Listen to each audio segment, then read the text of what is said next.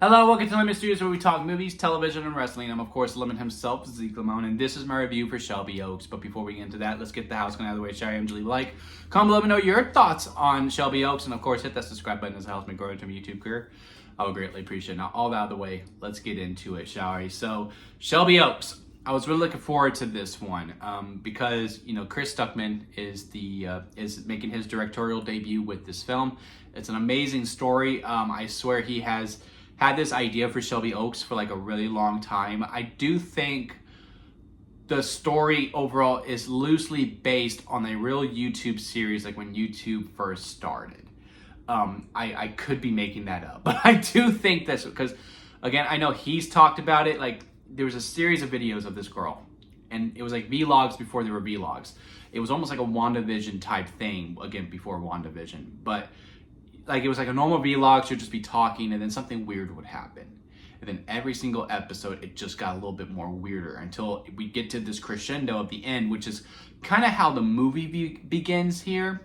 But I don't think it was the actual YouTube video. If the YouTube series is real, I could be completely making it all up at this point.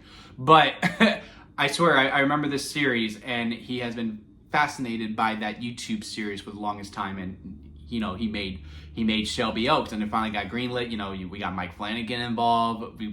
There was a Kickstarter for the film, and then they finally got the money for it. Neon picked it up. It was just this amazing ride of a story, and for Chris, who has been working for this for such a long time and probably shares a lot of the goals that we do, who also love talking about movies. I know I'm one of them. You just couldn't help but be excited for him and feel very proud for him. And going into the film, I just can't help but feel that. And I felt that coming out of the film too. Now, that doesn't necessarily mean I absolutely love the film. Overall, I liked it. I had a really good time at the theater. I think he does a really good job at building tension and making you feel uneasy. And he's pretty good at his communication of what he's trying to convey within the film. Now, some of that is to the detriment of the film. Not detriment, that's a strong word, but I do find it sometimes as a crutch, and I also sometimes find it as a weakness, which two things can be true. You can have one thing goes, hey, your communication, because you really get your point across, that's a strength, but also it can feel very, very redundant, and you can also feel like you're expositioning for a really long time. I think the movie starts off very, very strong too. And because it's kind of in the style of a found footage flick or a documentary type. Think like Lake Mungo, if you've seen that. If you haven't seen Lake Mungo, I also recommend that film as well. It's very good. But it's like this documentary type style, and he has the very vibe of it very, very well. And I honestly was really into it in the beginning. I was all about it. You can say, hey, it's very exposition heavy, and it's an exposition that goes on for quite some time, but I found it very engaging all the way through. And then we transition into a more narrative style, what you expect to see from a movie. And when we transition to that, I don't say the movie loses a little bit of momentum for me, but I do feel like it was always playing catch up from that strong beginning. Because again, I was really locked in. Then we transition to this normal traditional story type. And again, when we get to the scares part, I feel the tension all the way through. And sometimes, well, most of the time, really, he doesn't really go for that jump scare. Loud music type score is really good in this film as well. Sometimes it's just, hey, we're gonna let you feel this tension, feel this tension, and you can't release until we cut away from this room. There's this scene with her watching television that is very, very engaging, and he also did a very good job on making me scared of a room, like of just one particular room, knowing like, okay, well, when we go here and we're going to build this up, I felt very uneasy when we were going to it. So he does a really good job with that. My issues with this film mainly come from, one, the ending, because I do think the movie overstays its welcome. And not necessarily with our main character. I think Camille Sullivan did a great job as Mia, as someone who was playing in trying to find her sister. Like, you really felt the hunger and the desire for that all the way through. But it's just some of the ways that she went about it, and she went on this hunt.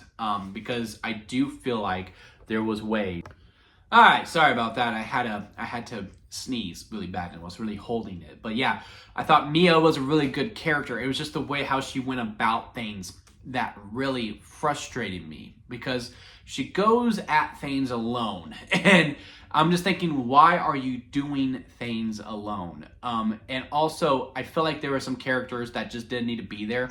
Like, she's married and she has this husband. And I do kind of want to read the original script of the film, because I do feel like a lot of his scenes maybe got cut, because he is honestly a really huge non-factor in this film, to the point where I do see an opportunity where you could just cut the character out and just be done with it, and have this relationship with this cop character who is invested within the case, because the husband here, he's not really interested in finding Riley whatsoever. He's not really present. He's not very supportive at all either. Like, there's one scene early on where he is kind of supportive, but then after that, you know, he's very dismissive of her and doesn't really believe her, and he just kind of wants to move on from everything, which is understandable. You know, this is a really hard thing, and, you know, he misses how probably his wife was before Riley Bennon did go missing. But again, there was just ways within this film that I do feel like, hey, we could have just cut this guy out and we probably could have had a stronger movie. And I would have been very forgiving for some of the things that she does. Like, there is a scene where she leaves to go out to go hunt for her, because she put some pieces together and, you know, spur of the moment, it's late at night. Okay, I'm going to go. I'm going to go and I'm going to find my sister, because I do believe I found her. And she doesn't try to ask her husband or anything. Again, I don't know if this is in the original script. Maybe I do feel like something's got cut on the cutting room floor here, because I don't know how you as a wife is going to go to this place that you know is dangerous, that you know is being beefed up as this very dangerous place, and you don't go to your husband, hey, I would really like your support. Come with me or don't come with me. No, I'm not going to come with you. You should just stay home. Okay, you know what? No, I'm going to go, and I'm going to go find my sister. And then going out. Just that kind of an explanation. Or again, earlier on, because during the documentary, you know, they talk about the husband, and, you know, she's going, hey, yeah, where he doesn't really want to be interviewed or anything like that. Could just said, with how some of the story elements are within this, won't get into it because it's kind of spoilerish there, but like, you know, he left me after my sister disappeared. You know, no fault to anyone. You know, I just kind of been focused on her, and, you know, he was just kind of frustrated because, you know, she's been gone for so long, and, you know, sometimes you gotta move on, and, you know, he left, and now he's staying with someone else right now. Therefore, we lose contact with her, and so therefore, I could kind of understand why she is alone. But you also have this cop who seemed very interested in the case. I don't know why you don't trust him with some information as well. Again, it's more that these types of beats where you kind of thinking about after the fact of the movie. Because when I first came out, my only real gripe of it was the ending, because I do think it overstays its welcome. Again, it goes back to that communication, where I do feel like where the initial ending is that, you know, he gets his point across what he was trying to communicate and what the horror of the element is. But then we keep going, and I feel like he just doubled down on what I believe I figured out and what I think most audiences are going to figure out at the initial ending. So therefore, I think, you know, you probably could have shaved that 5 or 10 minutes off and just, you know, have this quick in and out of a little horror flick, and I think it would have been a really fun ride of it. I also wasn't a huge fan of, they do this cliche when it comes to paranormal movies. Y'all know me, I'm a huge fan of paranormal. But they do this element of, you know, trying to make the paranormal, like, with somewhat realism in it. And I don't know, I just kind of want it to be, you know, ghost stories. Let's just call it like that. Again, I can't go more into it without it being spoilery. But if you've seen how paranormal demon type movies have been happening lately, you know, kind of like, you know, from Hereditary on, from 2018 on, for some reason, unless you were The Conjuring, you had to make your paranormal movie this reason, because no one else is going to buy that a ghost is going to wreak havoc, or a demon is going to wreak havoc on a family, on a person. So what? You have to do this beat. And it's just a cliche I'm kind of sick of, and he does it here as well. Again, that's just a personal preference on me. I don't think it's a complete... it's a crutch on the movie's fault, but I just personally didn't like it. Those were really the only two things that I didn't really enjoy about the film, there were some things that I had preferences on. Like, I do think there was opportunities to keep the found footage documentary-esque type going. Because again, the documentary people seemed very involved within it. There's some good scenes with her as well, kind of within the over explaining the ending part to me personally. But they seem very invested in the story. Why didn't she call them along? This would have been really good content for the documentary. It's just, if you go alone, you just leave yourself more vulnerable. And maybe he was thinking that, like, well, she has to be alone because it's more scary that way. And again, Camille Sullivan does a great job enough for you to actually really care about her, which again adds to the tension. If you care about the characters, you don't want anything to happen to them. So therefore, you're more worried for them when they are vulnerable and they are alone and they are scared. So I can see it, but it just didn't really make complete sense to me. But yeah, those were really the only things that I didn't like about it until I got home and I started thinking about it and writing my notes for this review. Then I'm thinking, wait, why did she go alone? There was no need. Like, again, great scenes.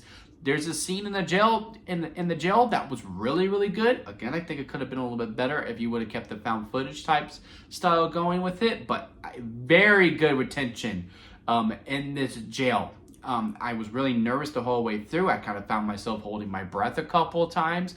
But after the fact, I am kind of thinking, why didn't her husband go? Why didn't she call that cop? Why didn't she call the documentary people who seemed interested in this case and really did want to help her try to find a solution to help tell Riley's story? Because that was the thing. She wants to tell Riley's story. Why aren't we getting any content with it whatsoever? And also there was this scene in the beginning where, again, I'm not going to spoil anything, but blood gets splattered on someone, right? On our main character. There's blood splattered on her. And I get it, heat of the moment, right? That you're not really going to think about wiping the blood off of you. But I swear a whole work shift passes because you see the cops come and, they're talking with her.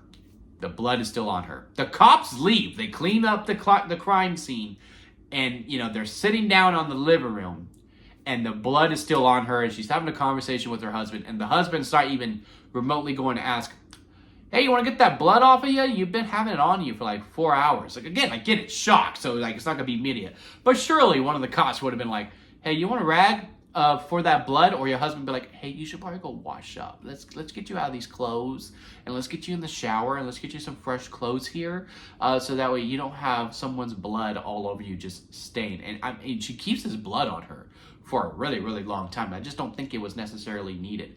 So, overall, again, two things can be true, right? I'm really proud of Chris. I'm really happy for him. I'm glad he's able to live out his dream. I hope this movie does make a profit so that he can continue to live out his dream because we see him what he can do with an indie type budget, and he does a really good job. I would be really curious to see what he could do with an actual movie budget and that he can actually do things that he wants to do within it and maybe have time to do a couple more passes on the script because I do think the script is a little bit of a weakness of the film because after you really think about some things, it's just like, well, why are you doing this? Why are you doing that? Why is the husband even here? We could just cut him out. It's very easy. What we could do is just one change of dialogue, and then after that, you don't need to change anything else. Why is she doing these things alone? Why you clearly have someone here who's interested in it. You have another person here who's interested in it. Even if the husband's not involved, we should be asking these people at least, or a quick scene like, hey, I can't come help you right now. I'm doing something. Oh, the documentary crew, oh, they live in a different state. They're not going to make it in time. Okay, well, I have to go now. Cop is on vacation or something, just a couple more passes on that. Maybe, again, I don't know if it's not that he didn't trust his audience. I'm not trying to make excuses for him or anything. But again, the ending, like, you did it and then you progressed a little bit long, like a little epilogue, just to re-explain what you did here the whole entire time. So, and he's probably not going to appreciate if he does watch this review, which I highly doubt he will, but he probably won't appreciate what I'm about to say. Because, he really wants people to go out to see this in the theaters. And y'all know this channel is kind of based on, is it worth for you to go spend $10, $15 to go out to the theater to go see this movie? And me personally, unless you were already interested in seeing the film, I can't fully recommend you to go see the movie. Like, if you have any slight interest within it, like if you just like horror movies and you probably never heard of this, and I'd be like, yeah, go out. I can see you having a good time with it. Or you're like, hey, I'm a fan of Chris. I would like to see this movie. Yeah, it's worth going to the theater to go see it. But if you had no interest in it, if you don't like horror movies, I don't really see how this is going to change your mind on that. It's a good standard, just type movie. Like if I had to rank this on the lemon scale, where it goes sour lemon at the bottom, bad movie. Expired store-bought lemonade, bad, but hey, there's some good. Store-bought lemonade, good, but there is some bad. Lemonade, it's a movie. Freshly squeezed lemonade, very good. Minor problems. And strawberry lemonade at the very top because that's the best kind of lemonade.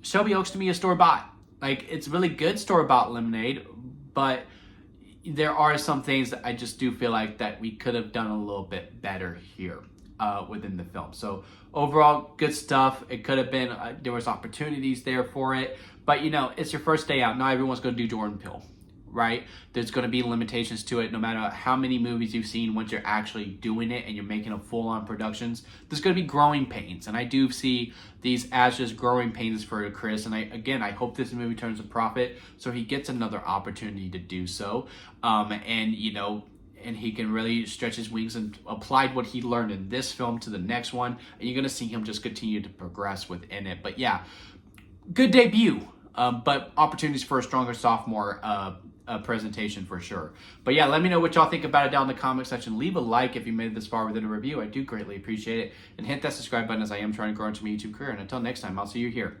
at Lemon Studios. Bye.